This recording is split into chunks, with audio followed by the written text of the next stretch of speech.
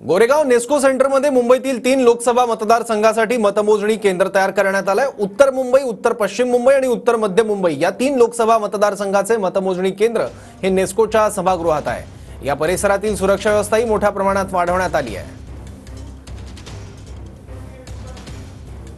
लोकसभा निवडणुकीचा निकाल जो आहे तो लागणार आहे आणि त्याची तयारी आपण पाहू शकतो की मुंबईमधल्या साई लोकसभा मतदारसंघातल्या जिथे मतमोजणी केंद्र आहेत त्या ठिकाणी होताना आपल्याला सध्या पाहायला मिळत आहे। सध्या आपण गोरेगावच्या नेस्को सेंटरमध्ये आहोत आणि या सगळ्या नेस्कोच्या सभागृहामध्ये मुंबईमधल्या 3 महत्त्वाच्या लोकसभा मतदारसंघातले मतमोजणी जी आहे ती केंद्र या ठिकाणी आहेत। आपण पाहू शकतो की उत्तर मुंबई आणि त्याचसोबत उत्तर पश्चिम मुंबई आणि त्याचसोबत उत्तर मध्य मुंबई या 3 लोकसभा मतदारसंघातले जे मतमोजणी केंद्र जे आहेत, जे मशीन्स आहेत, व्हीव्हीपॅट्स आणि ईव्हीएम मशीन्स जे आहेत, त्या सगळ्या मशीन्स ज्या आहेत त्या या सगळ्या नेस्कोच्या सभागृहात ठेवण्यात आलेल्या आहेत, नेस्कोच्या सेंटरमध्ये ठेवण्यात आलेल्या आहेत। पोलिसांचा मोठा कडक बंदोबस्त जो आहे तो या ठिकाणी पाहायला मिळतोय। अतिरिक्त पोलीस दल देखील, दंगल नियंत्रण पथक देखील या ठिकाणी तैनात झालेला आहे।